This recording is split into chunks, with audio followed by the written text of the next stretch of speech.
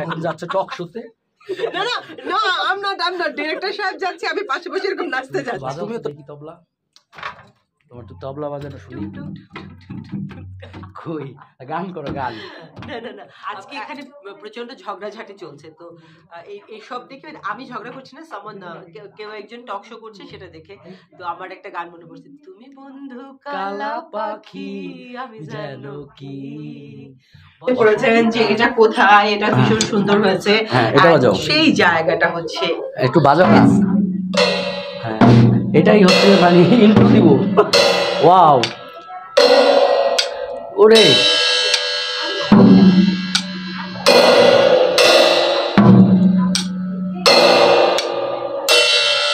এটা হচ্ছে acoustic drum.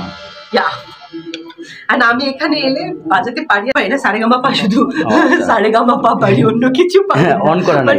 আমাকে যদি কেউ হারমোনিয়াম বা কিবোর্ড বাজাতে বলে তাহলে আমি শুধু ওটাই। ছোটবেলাতে চারদিকে এত প্রতিভাবান মানুষ, তাদের সামনে যদি এটা টিউন করা নেই, আছে আছে যা আছে টিউন, আমি শুধু সারেগামাপা। দেখুন এই যে সিঙ্গার, তোমার আজকে এইটা সবগুলো ইন্ট্রো হবে। ওরে গান ওরে গান,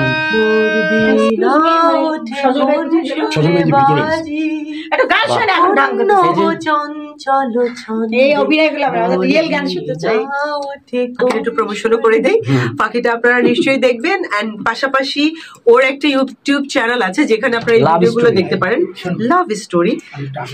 হ্যাঁ Love Story, so please subscribe Love Story, likes and follow us. আপনি ধরে নেবেন ও পদ্মা ব্রিজে আছে, ঠিক আছে, যদিও বলে বাসা। আজকে আমরা ডাবিং করছি, আমাদের ফাঁকি সবই ফাঁকি। কারণ হচ্ছে স্যাম ডিরেক্টর সাহেব পুরো নাটকে মানে ফাঁকি নাটকে ফাঁকি দিয়েছে, তাই দুর্ভাগ্যবশত আমাদের এখন নাটকের ডাবিং করতে হচ্ছে। কি বলবো, আমাদের ডিরেক্টর সাহেব আমাদেরকে অন্য কোনো কিছু তো খাওয়াতে পারবে না, তাই বাটার ভাত খাওয়াচ্ছে।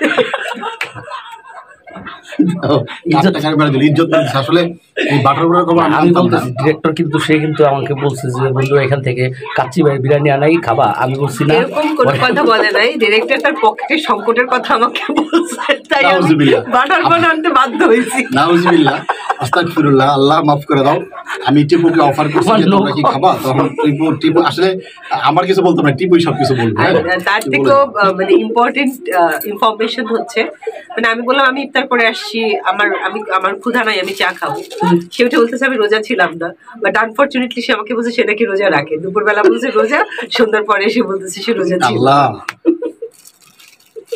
এই কথাটা হচ্ছে কি গতকালকে ওরে বলছে যে আমি রোজা, বাট গতকালকের কথাটা আজকে নিয়ে এসে ওইটাকে এরপর থেকে মিস্টার স্যাম ডিরেক্টর যদি কখনো আমাকে ফোন করেন, আমি কল রেকর্ড করব, কারণ পরক্ষণে গিয়ে ও যদি আজকেরটা কালকে না বানাতে পারে, so I have to so as always evidence. তো প্রমাণস্বরূপ আমি ওর কনভারসেশন রেকর্ড করবো। ও আসলে না মানে আমি যেটা বলি আমার মনে হয় আমার কথা আসলে বুঝতে পারে না, আমি যা বলি তার উল্টা বিপরীত বুঝে। একদম সত্যি কথা, ওর কথা আপনারাও কেউ বুঝবেন না, কারণ হচ্ছে ও একটা টপিক শুরু করে ধরেন মিরপুর থেকে, ওইটা গিয়ে শেষ হয় আমেরিকা, লন্ডন, কানাডা হয়ে ঘুরে এসে গুলিস্তানে গিয়ে শেষ হয়। সো আপনি বুঝবেন বড় মুশকিলে, কারণ যেটাকে এক লাইনে বলা যায় ও সেটাকে এক লাইনে বলে না, ও কি জানি ঘুরায় টুরে অনেকগুলো টপিক হাজারটা রেফারেন্স দিয়ে বিশেষ ও মুদ্রা কথা বলে যায়। আমি তো হচ্ছে যে ক্রিয়েটিভ মানুষ, তো আমি আসলে ক্রিয়েটিভ ভাবে কথা বলি, এটা আসলে বোঝেন। আই ওয়ান্ট টু ডিফেন্স, কারণ হচ্ছে ক্রিয়েটিভ মানুষ কম কথা বলে, ক্রিয়েটিভ মানুষ শর্টেজ ল্যাঙ্গুয়েজে ইউজ টু, জায়গা মতো। তো যে মানুষ আসলে কি বলে, আমি কম কথা বলতেছি, ও মোটেই কম কথা বলে না, প্রয়োজনের থেকে অপ্রয়োজনীয় কথা বেশি বলে। আমি ওকে প্রথম যেদিন দেখছিলাম আমার মনে হয়েছিল বাহার ডিরেক্টরটা বেশ ভালো, কম কথা বলে, চুপচাপ শান্ত। বাট যখন দেখা গেল সে আমাদের বন্ধু ব্যাচমেট, এবং তারপরে যখন দু একদিন তার সাথে আমি চা খেলাম বা কথা হলো, তখন দেখা গেলো এ মা কি দেখলাম আর কি রয়েছে, মানে হয়ে গেছে এরকম। দেখলাম বললাম না জায়গা বিশেষ, দেখলাম শাহরুখ খান, এসে দেখি সাকিব খান, বিষয়টা এরকম। আমি এইসব যাদব একটা আইসে ফাউল লোকে দইরে আসেন, আমরা এখন ঝগড়ার জন্য রেডি হচ্ছি। উই গেট রেডি ফর তারা এখন যাচ্ছে টক শোতে। না না না, I'm not ডিরেক্টর সাহেব যাচ্ছে, আমি পাশে বসে এরকম নাচতে যাচ্ছি। তুমিও তো টক শোতে যাচ্ছ, তুমি নো এক্স্যাক্টলি নট, আমি ডিরেকশন করতে যাচ্ছ। ডিরেকশন না, আমি আসলে দেখতে যাচ্ছ। যাচাই করতে চাইছি, ও যেটা বলেছে যে ওকে চেনে, আমি সেটা দেখতে চাইছি। তুমি আসো, এই যে দেখো কি আসো। আমাদের এই যে আমরা একটা স্টুডিওতে আছি, এই জায়গাটা কোথায় তুমি একটু বলো, যে আমরা আজকে আমাদের ভিডিও অন করেছো? হ্যাঁ টেলিফিল্মের আমরা ডাবিং এ আছি, চমৎকার একটা স্টুডিও, এটা সানজিদার পরিচিত। হ্যাঁ, সানজিদার কাছ থেকে শুনতে চাই। পরিচিত বলতে গেলে হ্যাঁ ভীষণ পরিচিত। এই স্টুডিওটার একদম ওপেনিং থেকে, যখন থেকে কাজ শুরু হয়েছে সজল ভাইয়ের সাথে, তখন থেকে কাজ করি। যখন আমি মিডিয়ার কেউ না, তখন থেকে ওনার টুকটাক ভয়েসের কাজ করতাম। দ্যাট মিনস ইস বিং 15 থেকে 16 বছর। সো এটা আমার মনে হয় আমার নিজের স্টুডিও, এটা হচ্ছে মাজার রোডে। অ্যান্ড সত্যি কথা বলতে ভীষণ ভীষণ সুন্দর একটি স্টুডিও। আপনাদের ভয়েস রেকর্ড অথবা যদি গানের কোনো ভিডিও করতে চান, live video shoot, music shoot, আপনারা আমাকে কন্ট্যাক্ট করতে পারেন। অ্যান্ড যে এডিটর এখানে আছেন, যার নিজস্ব প্যানেল, সজল ভাই, he is a very good personalities people and he have a good soul, মানে কাজ করে ভীষণ স্বস্তি পাবেন, তার সঙ্গে দর কষাকষিও খুব একটা করতে হবে না। তাকে দেখি খুব একটা ইনোসেন্ট মনে হয়, ভীষণ ভালো মানুষ, ভীষণ ভালো মানুষ, ভীষণ ভালো মানুষ। না হলে আজকে 15 বছর ধরে তার সঙ্গে কাজ করে যাচ্ছি, একরকম ভাবে সেটা হয় না। তো একদিন আপনাদের সকলকে আসার আমন্ত্রণ জানাচ্ছি, আমরা চা খাবো একসঙ্গে। দেখাচ্ছি এই যে স্টুডিওর ভিতরের অবস্থাটা, এটা হচ্ছে এটা হচ্ছে এখানে হচ্ছে কি হয়, এখানে আমি মাঝে মাঝে তবলা বাজাই। তুমি একটু বাজাও তো দেখি তবলা, তোমার তো তবলা বাজানো শুনি। কই গান করো, গান। না না না, আজকে এখানে প্রচন্ড ঝগড়াঝাটি চলছে, তো এই সব দেখে আমি ঝগড়া করছি না, সামন কেউ একজন টক শো করছে সেটা দেখে। তো আমার একটা গান মনে পড়ছে, তুমি বন্ধু কালা পাখি আমি জানো কি, বসন্তকালে তোমায় বলতে পারিনি। তবলা বাজিয়ে গাও না একটু। না, এটা আমি ওরকম ছন্দ পারবো না। আমি রিসেন্টলি আপনাদেরকে একটা জিনিস দেখাচ্ছি, হারমোনিয়াম বাজিয়ে গাও একটা। না, হারমোনিয়াম না, আমি রিসেন্টলি একটা ছবি পোস্ট করেছিলাম, যে যেটা নিয়ে আপনারা আমাকে ড্রাম বাজাও, ড্রাম। অনেকে কোশ্চেন করেছেন যে এটা কোথায়, এটা ভীষণ সুন্দর হয়েছে। হ্যাঁ, এটা বাজাও। সেই জায়গাটা হচ্ছে, একটু বাজাও না। হ্যাঁ, এটাই হচ্ছে মানে ইন্ট্রো দিব। ওয়াও, ওরে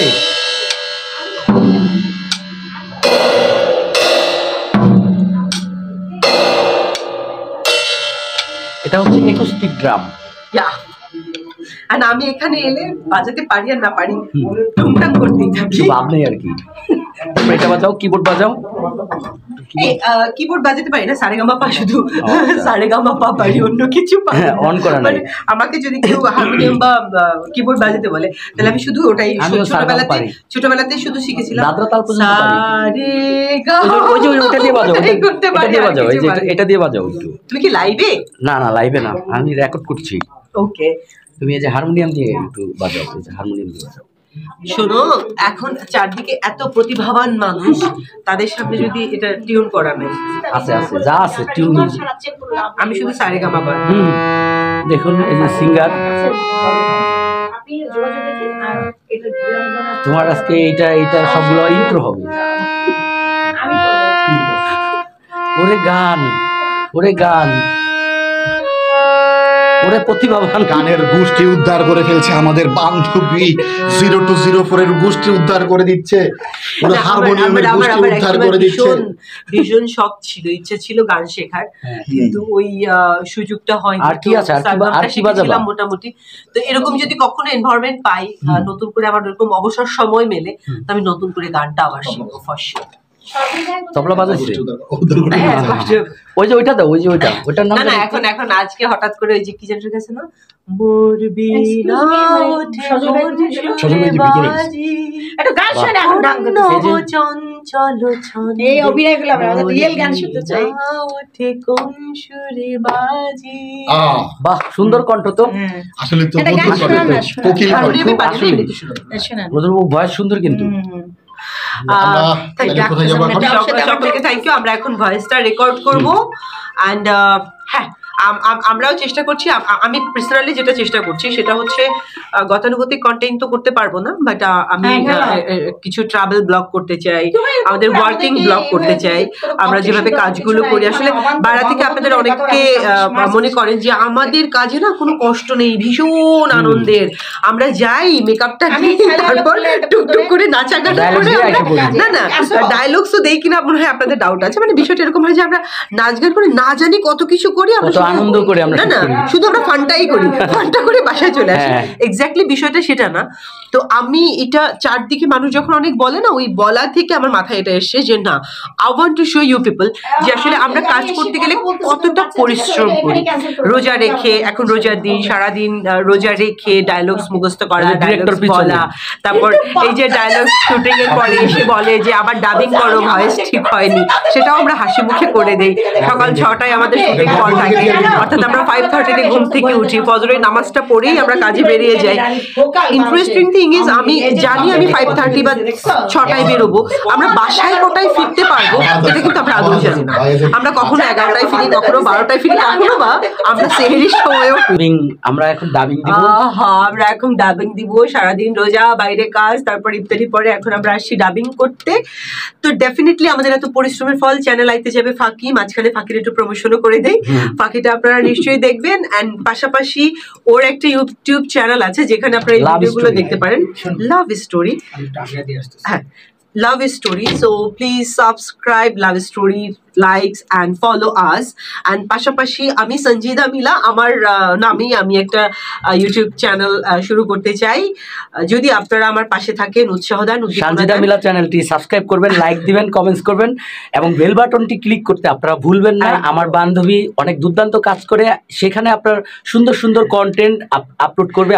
আমি কন্টেন্ট একটু বলছি, ঠিক কন্টেন্ট না, আপনারা গতানুগতিক যেগুলো দেখেন সেটা না, আমি কিছু অজানা গল্প আপনাদেরকে বলতে চাই। ওই যে বললাম না যে আসলে আপনারা আমাদের মেকআপ, সুন্দর লাক্সারিয়াস লুকটাই দেখেন, বাট ব্যাক এন্ডে আমরা কতটা পরিশ্রম করি সেটা কিন্তু আপনারা দেখেন না।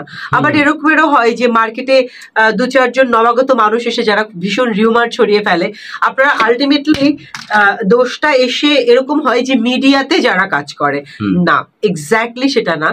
আপনারা যেরকম 5টা চাকরি করেন, আমরা যারা অভিনয় শিল্পী, আমরা যারা গান করি, আমরা যারা ডিরেকশন দেই, যারা এডিট করে, প্রত্যেকেই না তাদের জবের মতো। এটা আপনি আপনার রুজিটা জব থেকে নিচ্ছেন কিংবা বিজনেস থেকে নিচ্ছেন, উপরওয়ালা আমাকে এই কোয়ালিটি দিয়েছে, আমি এটা করে আমার রুজিটা করছি। So this is my job and absolutely this is my job for me. আমি এটা করে আমার রুজির সন্ধান করি। তো আমি আপনাদের সেই অজানা গল্পগুলো বলতে আপনাদের জন্য নিয়ে আসছি Sanjida Mila YouTube channel. So please subscribe. আমরা এখন ডাবিং যাব। এই যে আমরা এখানে যে ডাবিং প্যানেলে আছি, অনেক দেখালাম। আর মিস্টার প্রতিভা আমার ডিরেক্টর, যার কাজ আমাদেরকে এখন আমরা যে এই ফাঁকি নাটক যিনি হচ্ছেন, আমাদের এই ফাঁকি নিয়ে যেটা হচ্ছে আমাদের, এটা হচ্ছে মাদারবোর্ড, যিনি ফাঁকির যে আমাদের সর্বোচ্চ ফাঁকিটা দিয়েছে ডাবিং করতে, তাকে অনেকেই ফাঁকি দিয়েছে বা সে অনেককে ফাঁকি দিয়েছে কিনা জানি না, হ্যাঁ, কিন্তু তাকে অনেকেই ফাঁকি দিয়েছে। তার কাছ থেকে ফাঁকি নিয়ে কিছু শুনেন। এই চেহারাখানা ভালো করে দেখেন, হ্যাঁ, ওর চেহারাটা দেখলেই মনে হয় কেউ কেউকে ফাঁকি দিলেও দিতে পারে, বাট রেস্ট অফ দ্য পিপলকে ও ফাঁকি দিয়েছে। না না, আমি কাউকে ফাঁকি দিই না, একদম বাস্তব কথা, আমি কাউকে ফাঁকি দিই না। আর হ্যাঁ, স্যাম যদি কখনো আপনাদের কাউকে বলে যে আমি এখন গুলিস্তান আছি, আপনি ধরে নিবেন ও পদ্মা ব্রিজে আছে, ঠিক আছে। যদিও বলে বাসার সিঁড়ি থেকে নামছি বা ধরেন স্টুডিওর কাছাকাছি আছি, তো আপনি ধরে নিবেন ও বাসার সিঁড়ি থেকে নামছে। ওর মানে টাইমিং 60 সেকেন্ডে 1 মিনিট হয় না, বেসিক্যালি ওর টাইমিংটা হয় 60 না 60 মিনিটে 1 মিনিট। তার কারণ হচ্ছে কি, যে ক্রিয়েটিভ মানুষ এরকমই একটু আওলা ঝালা, আমি একটা আওলা ঝালা মানুষ, ঠিক আছে, অগোছালো মানুষ। আর আমার আসলে অগোছালো না, আমি স্যামকে নিয়ে একটা গল্প বানাবো, চাপাবাজ। Yes, thank you, thank you. তাহলে আপনারা পরবর্তী চাপাবাজ গল্পটি একটা ফাঁকিরিয়া নিয়ে না কি? হ্যাঁ, আমরা ফাঁকির ওর একটা বাইট নিব। তার আগে আমরা এই যে সঞ্জিদা মিলার এখন স্ক্রিনে দেখতে পাচ্ছেন, তার আমি ফাঁকির বাইট দিব না, কারণ ফাঁকিকে বন্ধু বলে, জাস্ট গ্রুপ ব্যাচমেট বলে ও আমাকে দুটো সিনের একটা ইসে কাস্টিং করছে, যে আমার মিডিয়া ইন্ডাস্ট্রিতে আমার ক্যারিয়ারে কোনোদিন এরকম কাস্টিং হয়। যে রুটি খাওয়াই দিছে আমাদের। তারপরে ভাবেন একজন আর্টিস্টকে এটাকে কি বলে, বাটার বান খাওয়াচ্ছে ডাবিং এর আগে। ভাবেন বাটার বান খেলে এনার্জি পাওয়া যায়? যায়? 50 টাকা যায় না। দামের বাটার বন। 50 টাকা কোথায়? 6টার দাম 120 টাকা। ও আচ্ছা। এই যে তারপরে যে ওর এনার্জি নিয়ে আসছি পান। আল্লাহ। যাই হোক আমরা অনেক মজা করছি। আমরা এখানে আজকে ডাবিং হবে, আমাদের অলরেডি ডাবিং শুরু হয়ে যাচ্ছে। Ready for what? হ্যাঁ, তো তুমি একটু গান করো। আমি ভয়েস দিতে আসছি, আমি গান গাইতে আসছি। আগে ভয়েস ক্লিয়ার তুমি করতে হবে না? ফাকির একটা বিয়ে দাও, বাইক দাও একটা, বলো। ওকে, ওইটা আলাদা করে দিচ্ছি। আচ্ছা এটা কাট। ঠিক আছে, একদম শুধু বেস্ট অফ লাক, সবাই ভালো থাকেন। আমরা আবারও অন্য কোনো ভিডিওতে দেখা হবে, অন্য কোনো জায়গায়, অন্য কোনো লোকেশনে। সবাই ভালো থাকেন, আল্লাহ হাফেজ।